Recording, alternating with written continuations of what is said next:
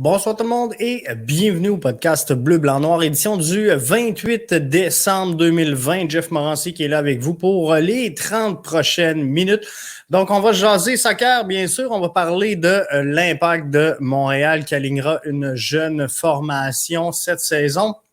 Est-ce que ça veut dire pour autant que l'Impact ne peut pas avoir de vision sur le championnat et ne peut pas se rendre loin dans cette Coupe MLS 2021? C'est ce qu'on va regarder ensemble dans les prochains instants. On va regarder également, si on compare l'Impact de Montréal avec d'autres formations dans les 5 grands circuits à travers le monde, que ce soit en Liga, en Première Ligue, est-ce que ce soit en Bundesliga, name it, dans les 5 grands circuits?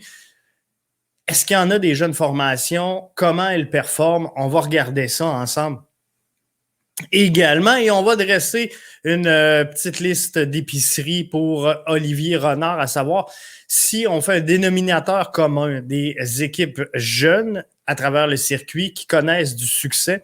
C'est quoi exactement qui manque à l'Impact de Montréal pour avoir ce tel succès?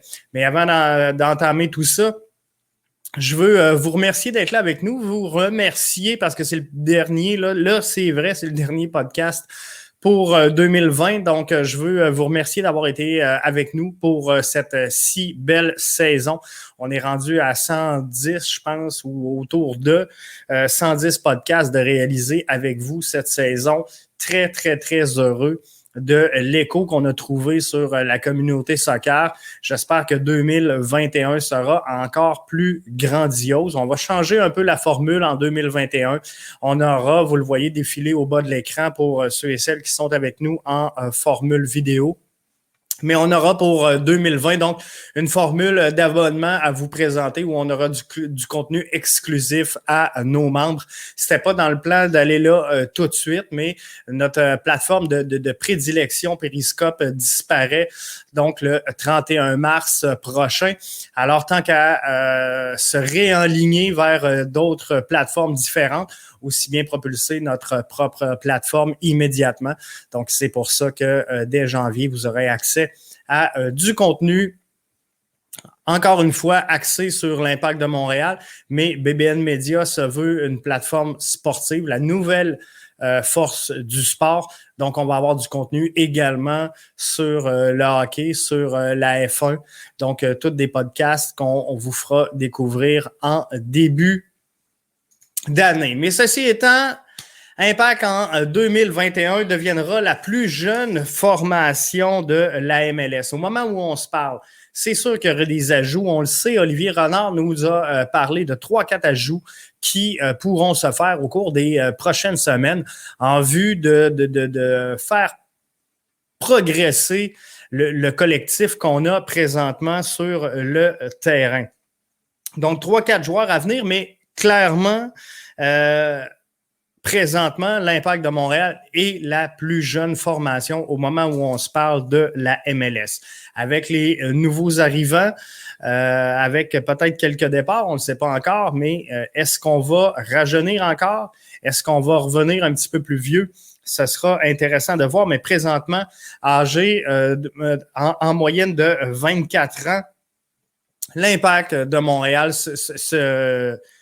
se dessine comme étant la plus jeune formation qui prendra place dans le circuit Garber en 2021 avec des jeunes comme Louis Binks, âgé de 19 ans. Et si on se compare à travers la MLS, le LAFC sera la deuxième plus jeune formation du circuit à 24,5 ans. LAFC qui aligne des jeunes comme Christian Torres à 16 ans. FC Dallas suit pas très loin derrière, 24,7 ans avec Ricardo Pepi, 17 ans pour le jeune. Les New York Red Bull également, la quatrième plus jeune formation du circuit Garber. 24,8 ans au moment où on se parle, la moyenne de la formation. Kyle Duncan, 23 ans, fait partie de l'élite déjà de cette formation-là et prendra place, bien sûr, dans ce line-up-là. Les Whitecaps de Vancouver ne font pas exception. 5e plus jeune formation, était la 2e cette saison. Des gars comme Baldissimo, par exemple, âgé de 20 ans, démontre un certain potentiel pour cette formation-là. Ceci étant, ce soir, le but est de voir si l'Impact peut aller loin avec une jeune formation. Donc, si on regarde présentement de quoi pourrait avoir l'air l'alignement de départ, la formation, la titularisation de l'Impact de Montréal la saison prochaine, je vous mets un 4-4-2 losange pour vous montrer ce qu'on a présentement comme effectif à se mettre sous la dent. Donc, j'y vais de gauche à droite avec Kiza, Miller, Binks et Broguillard défensivement. Je pense que c'est un peu ce à quoi on va s'attendre. On a un Camacho sur le banc.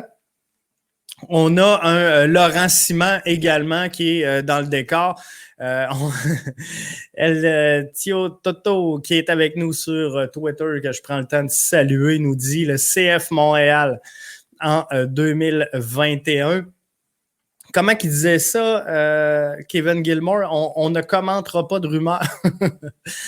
Alors, mais que l'Impact avait fait les annonces officielles, on va s'adapter en fonction de tout ça. Donc, Kiza, Miller, Binks, Broguillard, on a un Camacho sur le banc. Je pense qu'on a quand même une défense qui devient somme toute balancée, manque peut-être un petit peu d'expérience. On sait que Louis Binks sera éventuellement sur un retour vers Bologne, donc il faudra penser à mettre une autre carte en défensive centrale. Est-ce qu'on va se déplacer à une défensive à 3, puisqu'on disait que Miller semblait être très à l'aise dans ce rôle-là. On a d'autres joueurs également, Bassong qui a joint l'alignement. Bref, je pense que défensivement, on se porte quand même bien. Je vais y aller avec les trois milieux, Sedic, Wanyama et Samuel Piette. Je pense que Sedic nous a démontré presque hors de tout doute qu'il avait sa place sur l'alignement de départ à titre de titulaire pour la formation de l'Impact de Montréal. Ça va être difficile de laisser des gars comme Sedic, Piette, Wanyama sur le banc, alors qu'on a une formation qui possède quand même, somme toute, peu d'expérience, je le disais tantôt, âgé de 24 ans. L'Impact de Montréal, si on veut équilibrer le terrain, on n'a pas trop le choix de mettre ça là. Mihailovic pour piloter ce losange-là en formule 4-4-2. Je pense que on l'a pas acquis pour rien. Mihailovic, Olivier Renard a clairement affirmé que ce qu'il cherchait pour 2021 était une équipe jeune, mais une équipe avec de la personnalité, une équipe avec du caractère. Je pense que c'est ce qu'on est allé chercher chez Mihailovic. Un peu de leadership également. Donc, c'est bien. Kyoto en avant, je pense que MVP 2020 pour Romel Kyoto, c'est sa place, il va là. Et à droite, j'y vais avec Mason Toye et je vais mettre un bémol sur Mason Toye parce que je suis pas certain que c'est le bon joueur pour prendre place à titre de titulaire pour 42 matchs dans une saison MLS. Je suis pas certain du choix de Mason Toye. Donc, notez que dans cette formule-là, j'ai un point d'interrogation en haut à droite pour cette formation-là. Formation que j'affectionne principalement et le 4-2-3-1. Je pense qu'en MLS, c'est une formation qui est gage de succès.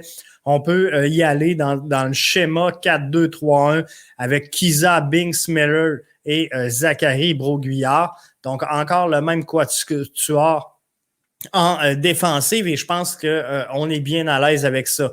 Ramener Piette dans un rôle de 6 avec un Wanyama pour l'épauler. Moi, je pense que on est à peu près tous d'accord sur cette formule-là.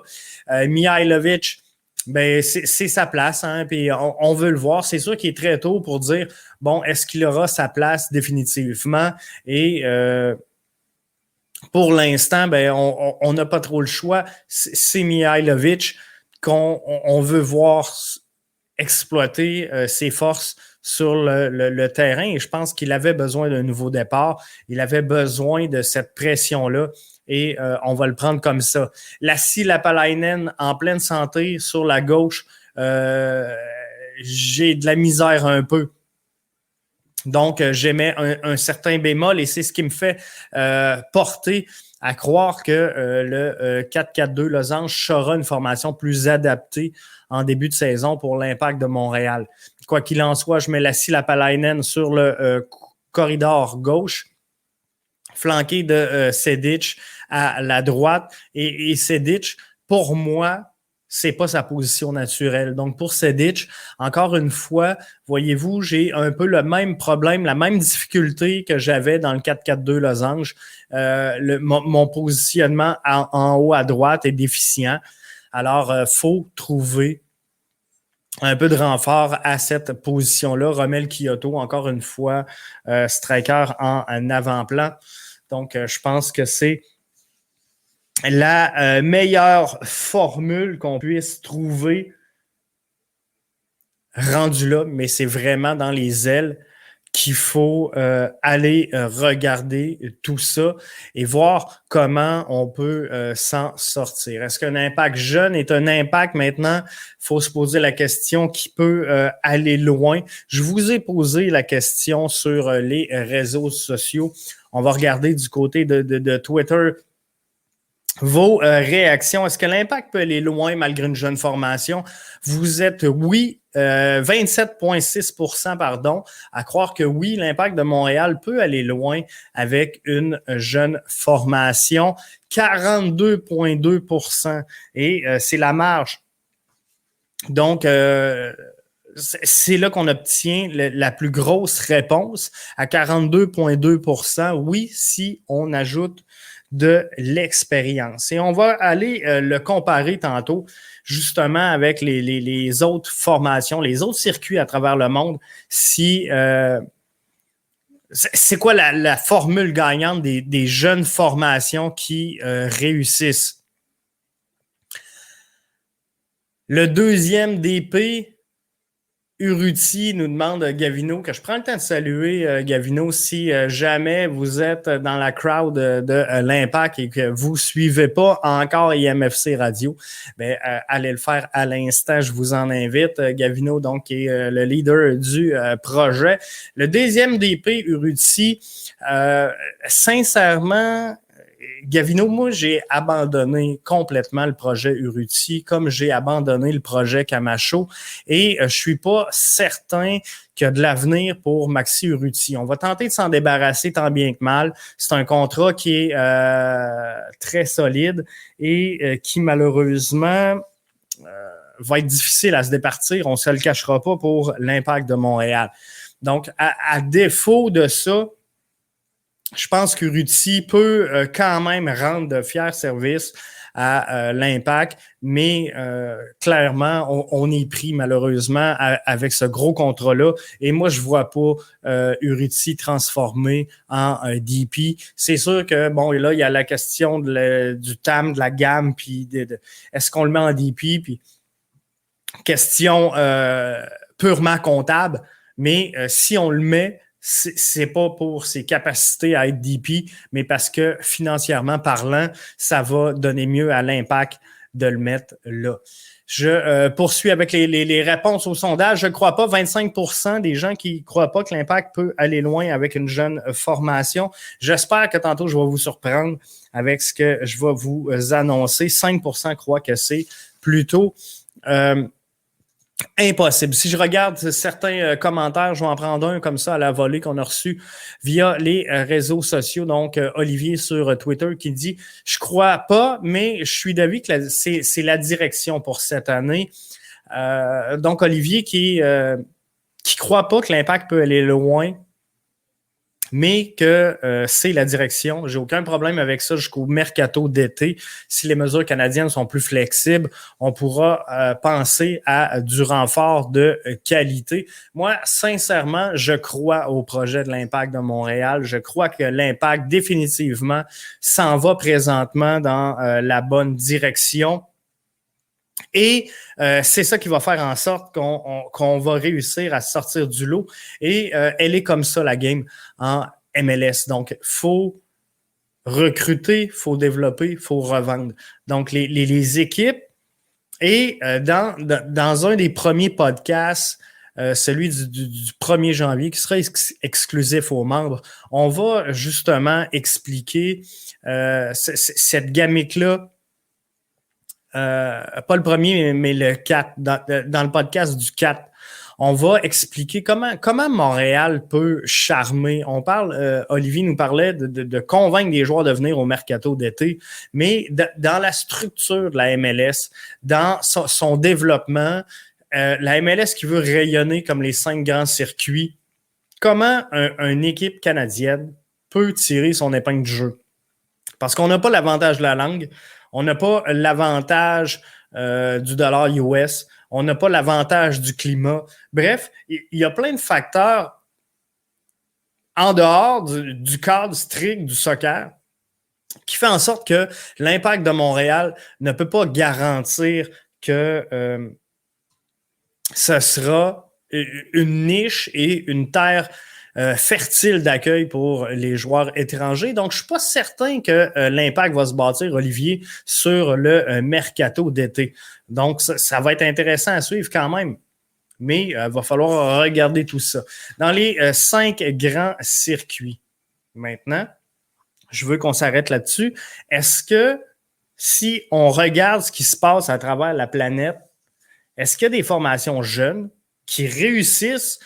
Et si oui, c'est quoi le dénominateur commun qu'on peut trouver là-dessus? J'ai descendu un texte. J'ai fait mon travail de recherche, bien sûr, sur le site 90minutes.com. Vous allez avoir un texte qui s'appelle le top 10 des équipes les plus jeunes dans les 5 grands championnats. Donc là-dessus, on analyse les 10 équipes les plus jeunes à travers les 5 championnats internationaux. Et je m'en vais tout de suite à la première équipe. La plus jeune équipe est l'AC Milan dans les 5 grandes formations. Puis là, dans le top 10, là, on a l'AC Milan qui évolue en Serie A. On a l'AS Monaco qui est en Ligue 1. On a Nice en Ligue 1. On a Brighton en Première Ligue. On a FC Valence en Liga. On a le Stade Brestois en Ligue 1. On a Stuttgart en Bundesliga. On a Leipzig, le Red Bull, l'AS Saint-Étienne, beaucoup de rumeurs qui viendraient piger dans le bassin de l'Impact pour venir chercher Boyan, sont en Ligue 1, font partie de ce top 10-là. Le Stade de Reims en Ligue 1 également. Mais si on regarde les équipes, les formations les plus jeunes, l'AC Milan en Série A et à quel rang dans son championnat au moment où on se parle, ils sont premiers. 19 joueurs de 23 ans et moins. On a le gardien, 21 ans, 13 des 14 départs a été pris par ce gardien de but-là. On a Léao en attaque, 21 matchs, 10 matchs, dont 8 comme titulaire.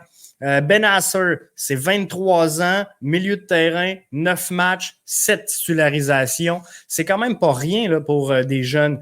Diaz au milieu de terrain chez l'AC Milan, c'est 6 départs, 10 matchs, 21 ans. Et il faut comprendre que présentement, l'AC Milan là, est à 14 matchs, sous toute réserve, là, à moins qu'ils ont joué hier, là, mais sont 14 matchs de jouer. Sandro Tonali, 11 matchs, 7 départs. Salmaker, 13 matchs, 11 départs. Hernandez, à la défense, c'est 13 matchs, 13 titularisations, 23 ans le kid. C'est quand même pas rien. Matteo Gabbia, 21 ans, italien, 6 matchs, 6 fois titulaire. Et si on regarde le dernier match qui était face à Lazio, une formation un petit peu supérieure au milieu de peloton. Dans la victoire de l'AC Milan de cette rencontre-là, la moyenne d'âge sur le terrain pour l'AC Milan lors de cette rencontre-là était de 23,7 ans. 23,7 et contre Sassuolo, le match juste avant, 22,9 ans l'effectif sur le terrain et Sassuolo est quatrième place en Série A. C'est pas un club de bas fond, mais c'est une victoire quand même de l'AC Milan. Qu'est-ce qu'ils ont, AC Milan? Ils ont un gars qui s'appelle Zlatan Ibrahimovic, 39 ans, a joué seulement 6 matchs sur 14 départs, 88 minutes de jeu par rencontre, donc a été titulaire et a terminé les matchs dans presque toutes les occasions.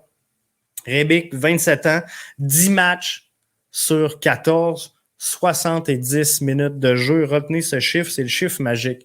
70 minutes de jeu et ils ont joué 6 à 10 matchs, les deux ensemble, sur les 14. Je me transporte en Ligue 1. L'AS Monaco, qui est quand même 6e sur 20. Il y a de l'expérience à Monaco avec Fabregas, 33 ans, milieu de terrain, avec Ben Yedder, qui est attaquant, 30 ans, volant, attaquant également, un peu plus jeune, 28 ans, mais ils font quand même à l'E3 monter la moyenne d'âge chez l'AS Monaco. Mais Fabregas, milieu de terrain, moyenne de 53 minutes par match. Yedder, 73 minutes. Volant, 70 minutes. Donc, on voit quoi? On voit que la stratégie, elle joue autour de ça. Des joueurs capables d'être titulaires un match sur 2 ou un petit peu plus souvent, 70 minutes par match. Donc, on amène de l'expérience, on calibre le terrain, on donne confiance à nos jeunes et on garde la structure de développement. Et ça, c'est ce qu'il y a de plus important chez l'Impact de Montréal. Dans les défenseurs axiaux,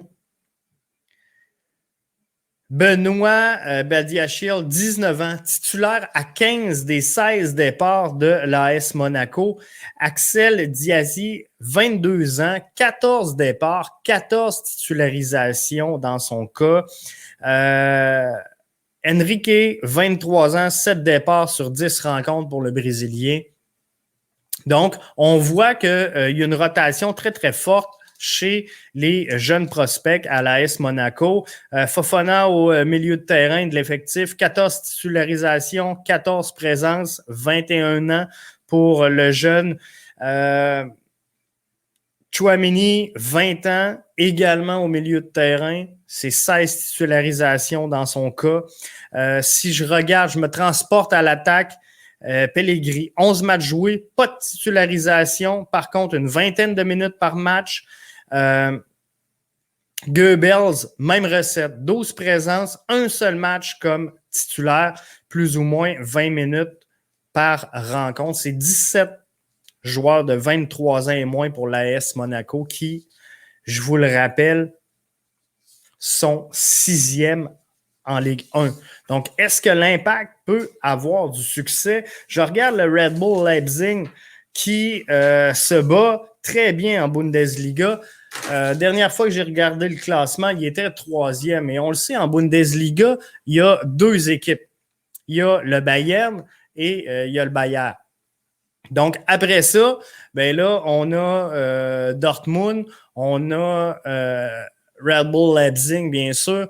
On a quelques formations, donc, qui sont capables de chauffer un peu le peloton. Mais les 2 premiers, souvent, hein, on le sait, c'est le Bayern et c'est le Bayern. Donc, c'est les 2 formations qui sont là et qui se battent pour toutes les autres et pour essayer de faire de la place, finalement, dans cette jeune alignement-là. Veuillez demeurer On en va ligne pendant que s'en nous aller terminons votre appel. tranquillement, pas Destin vite, interurbain peut faire se quitter. une liste d'épiceries. On va l'appeler comme ça pour Olivier Renard parce que là, on sait un peu ce qui va se passer. On connaît un peu les dénominateurs communs qu'on sait qu'on a besoin et je veux qu'on revienne donc à notre formation. Et vous le voyez, hein, moi, ce que je vous disais, c'est en haut à droite qui nous manque du monde. Donc, on a besoin d'ajouter des gens en haut à droite. Et là, ben, je suis allé chercher mon bon ami Amine, qui est bien sûr une bible en matière de soccer. Salut Amine, ça va bien? Ça va bien, Jeff, et toi?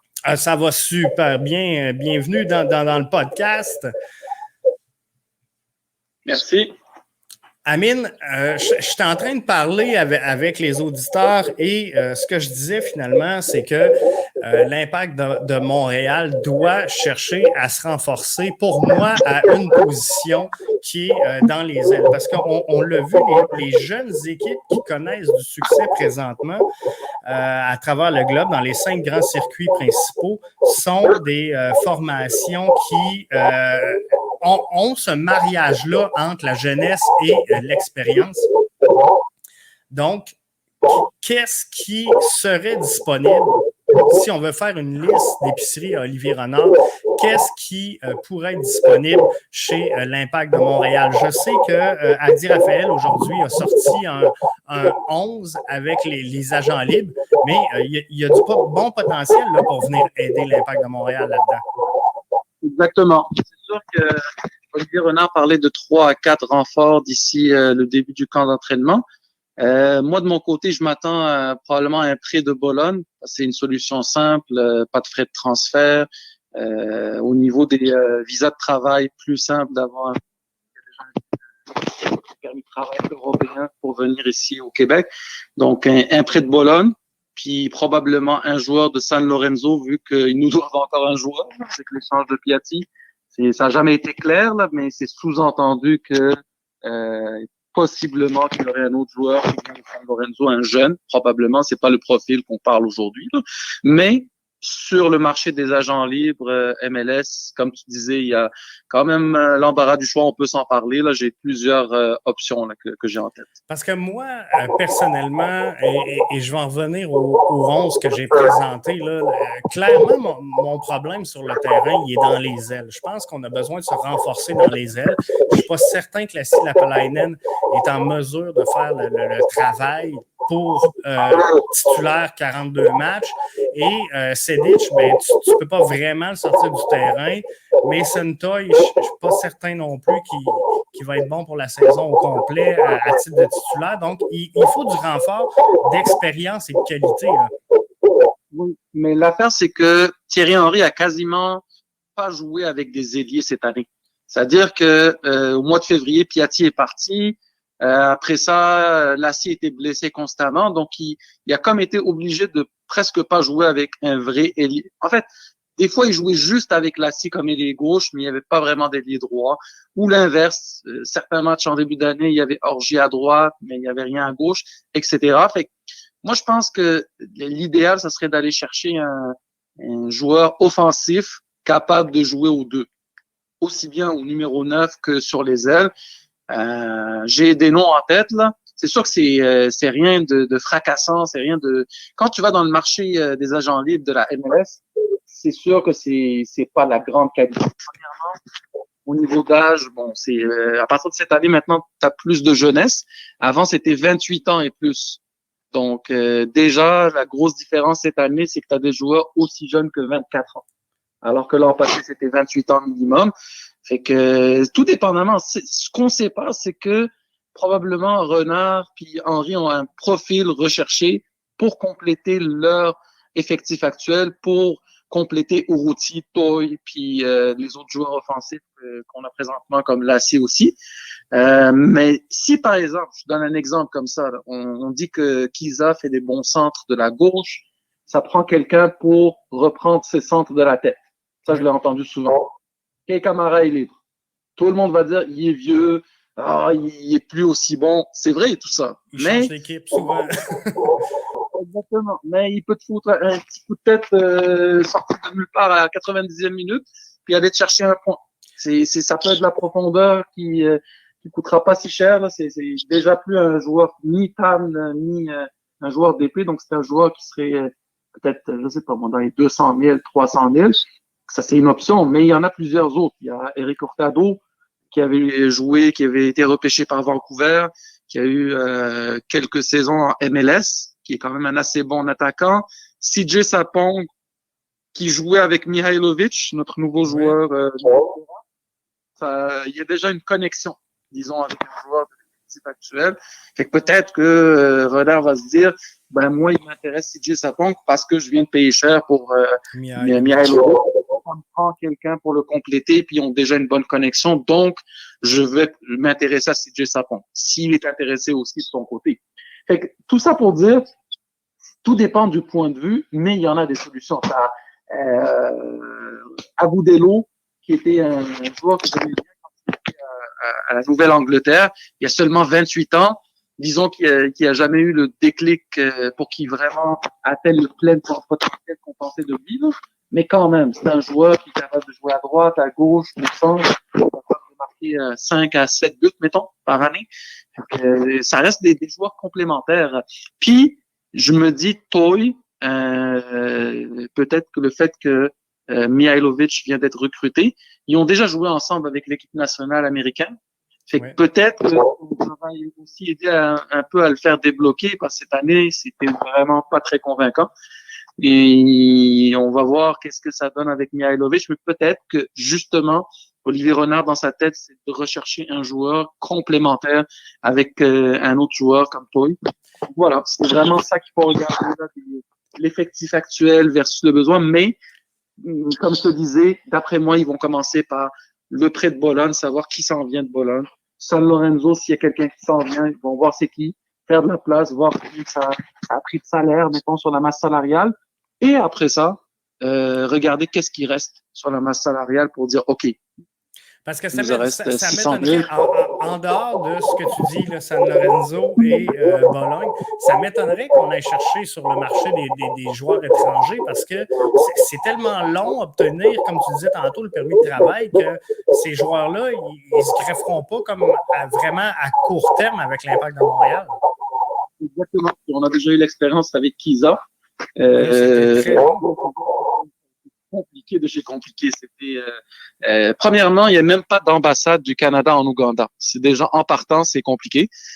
Après ça, il y a eu la COVID, mais pas juste ça. C'est que tout dépendamment du pays dont on est originaire, les délais sont pas pareils.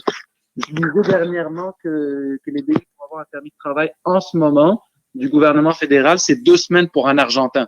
C'est pour ça que je te parle de San Lorenzo. C'est en sachant que c'est quelque chose de facile et relativement simple d'avoir un permis de travail pour un Argentin. Par contre, je te donne un exemple. Un Marocain aujourd'hui, tu veux recruter un joueur marocain, c'est 39 semaines pour avoir un permis de travail. C'est très long. 39 semaines. C'est énorme. Et au Ghana, parce qu'on parle encore de Kwadwo à Samoa, là, qu'il y avait une rumeur qui s'en vient, 41 semaines. Donc, à un moment donné, là, c'est sûr que c'est pas juste est-ce que c'est un bon joueur, est-ce qu'il fit, il y a aussi le contexte COVID. Est-ce qu'il va s'intégrer? Est-ce qu'il va avoir son permis de travail? Il ne faut pas juste dire, OK, tel profil, bon joueur, bon de la tête, bon du pied, de gauche, de droite. C'est pas suffisant. On est dans un contexte exceptionnel, même si je t'entendais parler tantôt que quelqu'un disait il vaut mieux savoir comment que l'année 2021 se passe avant de se discuter à l'international. Je suis d'accord avec ça. C'est ça, c'est un peu ça. Puis, si on veut un vrai renfort de qualité, ben, il va falloir sortir beaucoup d'argent.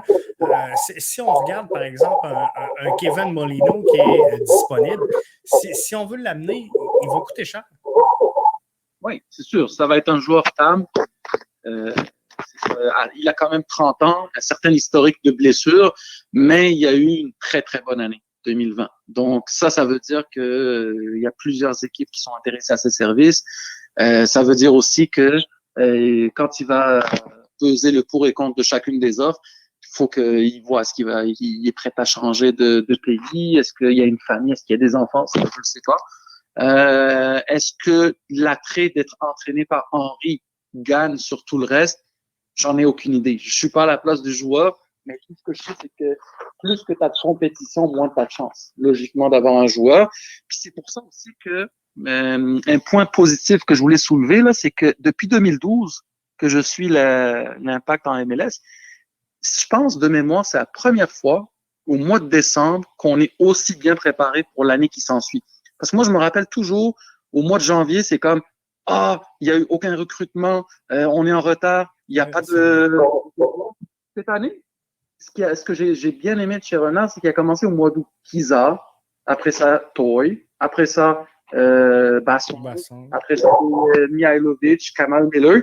Mine de rien, là, c'est comme 5-6 joueurs de plus que tu as déjà pour 2021, même avant d'avoir commencé ton camp d'entraînement. Ça, je trouve ça important parce que souvent, ça a été des signatures de dernière minute. Wanyama en plein milieu du mois de février, là, 2 semaines avant la pandémie peut-être.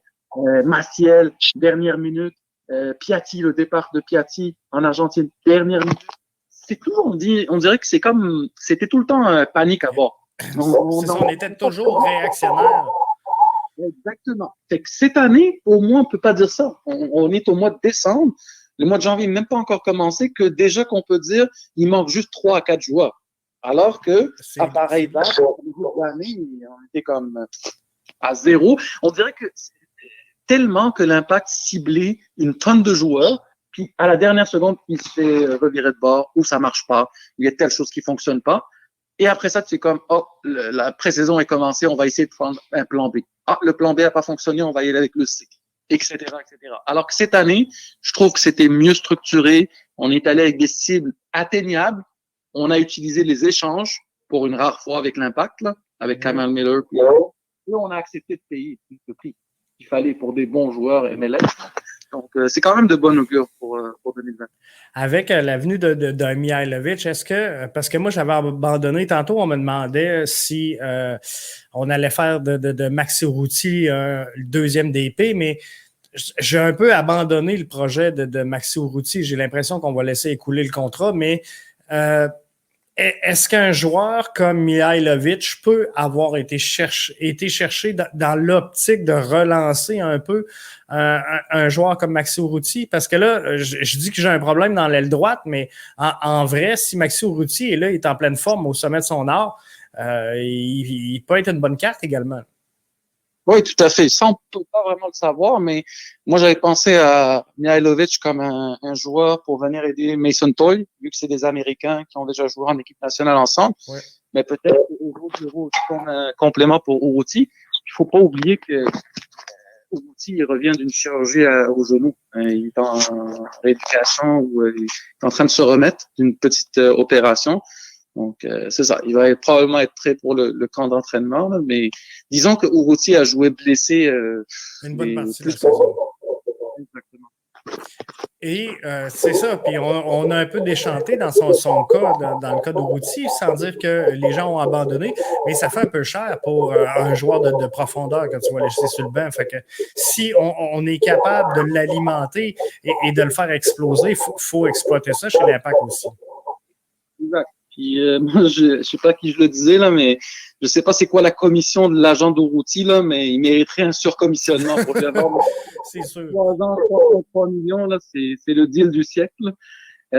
Encore, ça revient à l'époque où est-ce qu'on était tellement mal pris qu'il fallait surpayer de chez surpayer pour aller chercher un joueur qu'on a eu en échange, imagine. Ouais. Et que c'est sûr que là, on est plus dans des situations réalistes, on va dire, des joueurs qui sont plus atteignables, qu'on se casse pas la tête là, à surpayer pour essayer de les convaincre, pour qu'ils restent ici à Montréal. Donc, j'aime mieux ça que ce qu'on voulait parler.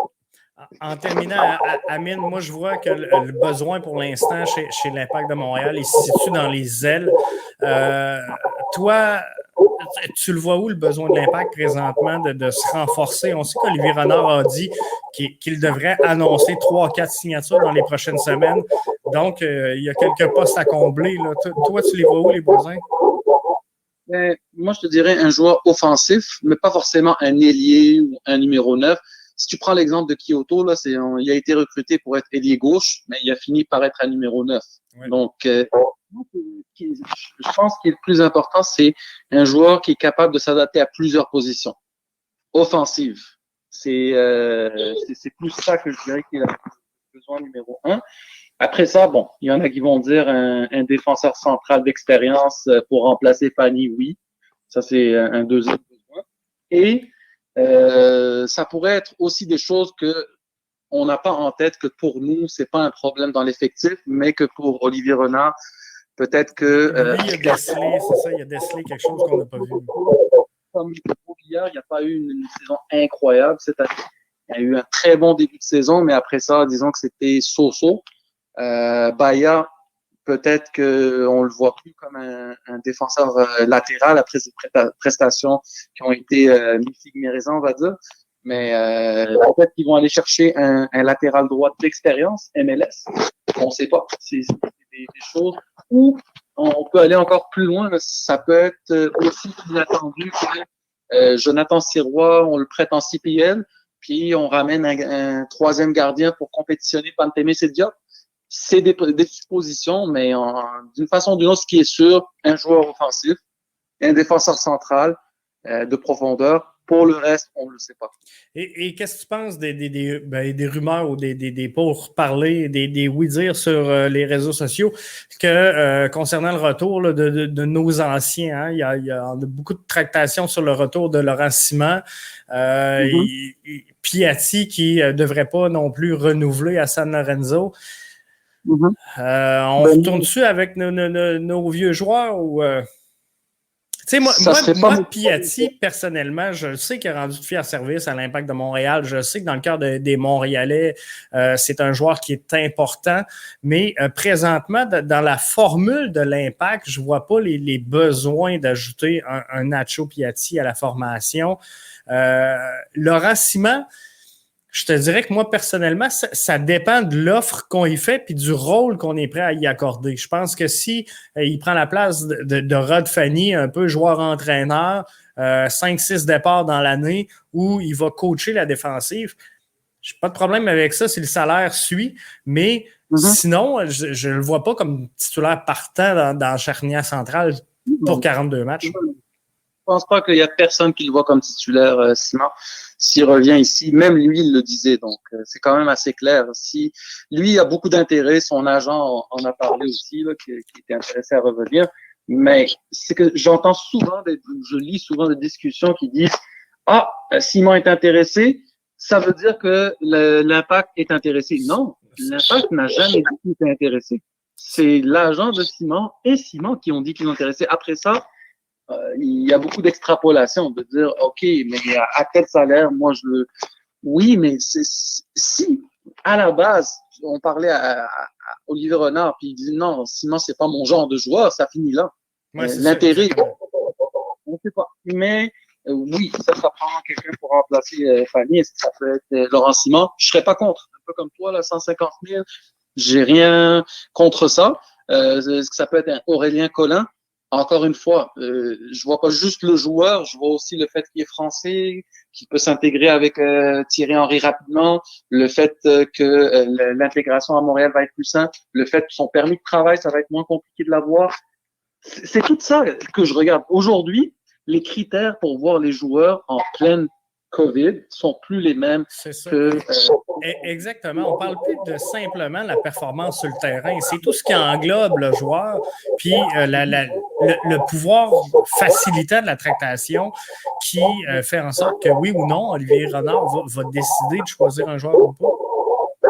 Exactement. Puis si tu regardes les derniers joueurs toi, tu parlais que c'était un virage jeunesse, etc. Mais c'est aussi vraiment une raison en arrière de ça, dans le sens que tu ramènes deux Américains, Mason Toy, Mihailovic, ils ont 22 ans. C'est quoi l'avantage? Ils sont jeunes, la personnalité est encore, on va dire, en cours de formation, c'est-à-dire que il y a une matière à évoluer en tant que joueur aussi.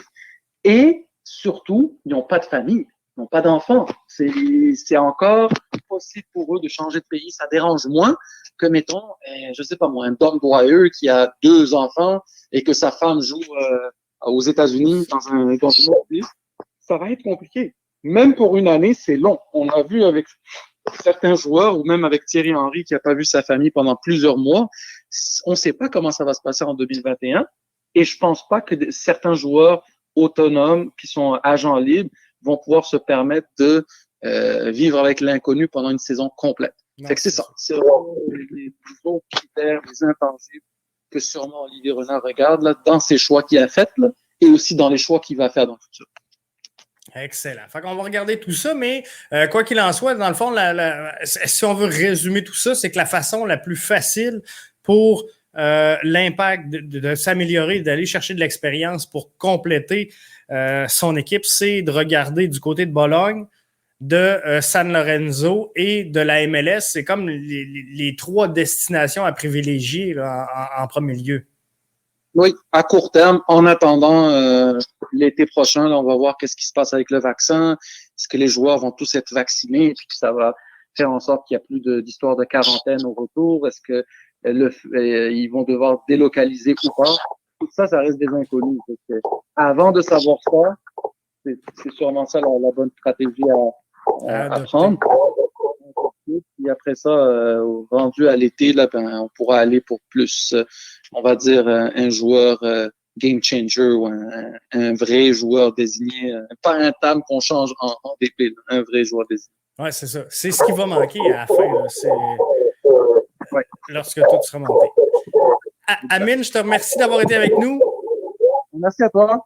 Et on se reparle dans les prochains podcasts. Parfait. Merci, Amine. Bye-bye. C'était donc Amine qui était là avec nous pour jaser justement de ce qui pourrait avoir de l'intérêt pour l'Impact de Montréal. Donc, vous l'avez entendu, hein? En premier lieu, on regarde où?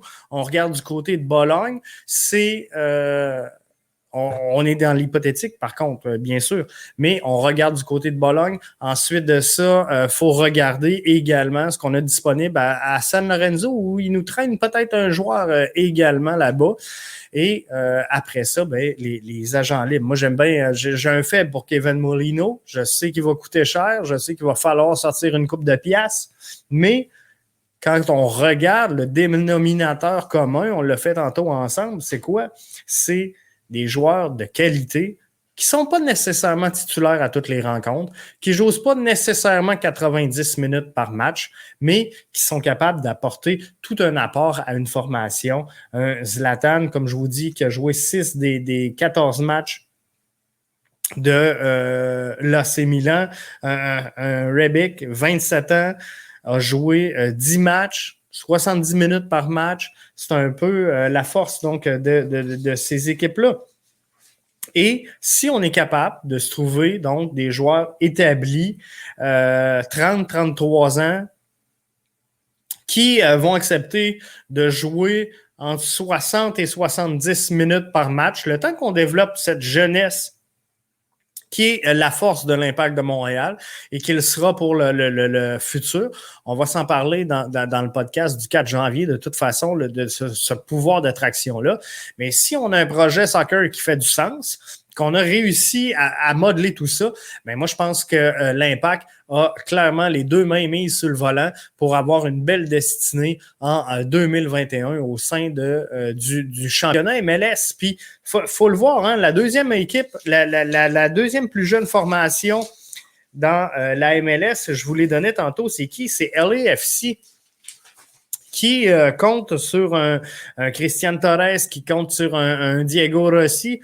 Mais c'est aussi une formation qui compte sur un gars, je ne sais pas si vous n'avez déjà entendu parler, Carlos Vela, mais c'est des joueurs comme ça qui font en sorte que la poutine, finalement, elle finit par se tenir. Mais dans les conditions actuelles des choses, et Amine nous l'a bien précisé, ça va être difficile d'amener un joueur étranger ici. Donc, si on veut un Olivier Giroud, si on veut un Hatem Ben Arfa, si on veut, je le sais qu'il y a eu plein de tractations à travers plein de joueurs, mais avant d'arriver à ces joueurs-là, il faut un projet soccer. On est en train de le monter, le projet soccer. Et un autre point qu'Amine amenait, que j'ai trouvé très intelligent, c'est également le fait que c'est rare en tabarouette qu'on se parle dans le podcast un 28 décembre et que l'Impact est presque prêt à entamer le camp pré-saison de la MLS. Donc, ça aussi, c'est une bonne nouvelle. C'est signe que l'Impact s'en va dans le bon sens. Et donc, après ça, on pourra greffer des joueurs, des super vedettes ou des game changers qui vont avoir un impact direct sur les performances de cette formation-là. Mais par contre, ces joueurs-là qu'il faut rentrer, faut pas que ça soit des joueurs qu'on va construire autour et qu'on va essayer de greffer plein de patentes pour finalement perdre le joueur. Parce qu'on l'a fait avec Marco Di Vaio, parce qu'on l'a fait avec Nacho Piatti, parce qu'on l'a fait avec Didier Drogba. On n'a jamais eu de succès dans cette formule-là. Donc, aussi bien monter un projet soccer et dire, OK, là, on a un joueur disponible à l'international qui va coûter cher, qui va être DP, mais qui va mettre du monde dans le stade, qui va mettre la balle dans le fond et surtout, qui va être capable d'évoluer à l'intérieur de notre projet soccer qu'on va avoir composé du côté de l'Impact de Montréal. Et ça, c'est la priorité. Donc, dans le passé, qu'est-ce qu'on a fait? On a amené un Didier Drogba, puis on a dit on va monter un projet soccer autour de Didier Drogba. Et là, on a fait des ajouts. Didier Drogba est parti, on s'est ramassé avec plein de joueurs qu'on ne comprenait pas trop c'est quoi la vocation au sein de cette formation-là. Puis on a essayé je vais dire d'éteindre des feux et de faire des ajouts pour dire, OK, on a une faiblesse là, mais en vrai, on n'a jamais eu de structure réelle, ce qu'on est en train de bâtir. Et je lève mon chapeau à Olivier Renard pour tout le travail qu'il met là-dessus.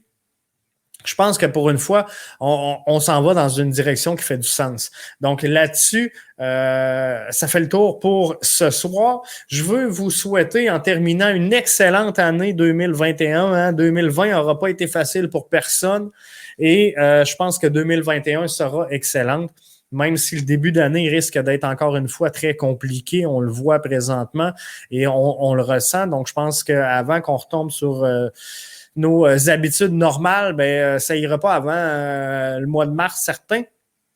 Mais d'ici là, ben, on espère grandement que vous vous porterez bien, que vous allez bien. Ça, c'est important. Et je vous invite à partager, bien sûr, le podcast parce qu'en 2021, on va faire grandir la communauté du podcast Bleu, Blanc, Noir. Et bien sûr, on va vous offrir donc du contenu exclusif aux membres. Donc, on a 9 podcasts prévus exclusivement pour les membres. Des podcasts avec temps ajouté également. Donc, des podcasts qui seront offerts gratuitement, mais avec une plus-value pour nos membres. Des podcasts behind the scene où vous verrez donc un podcast animé où je vais regarder avec vous comment est-ce que je monte justement le podcast, comment qu'on fait la préparation, la recherche et tout ça. Donc, ça va être super intéressant. Les podcasts avec Arius qui vont demeurer présents à tous les mercredis en formule gratuite. Donc, le 6, le 13, le 20 et le 27, Arius sera avec moi et on aura des invités incroyables à venir en 2021. Dans ce podcast-là, 4, 11, 18, 25, c'est exclusif aux membres. Donc, bbnmedia.com, c'est là que ça se passe. On se dit bye-bye et on se retrouve le 1er janvier pour lancer l'année ensemble avec le podcast Bleu, Blanc, Noir. Merci d'avoir été des nôtres. Je vous invite à télécharger la version audio du podcast qui sera disponible dans n'importe quelle plateforme de balado dans quelques instants.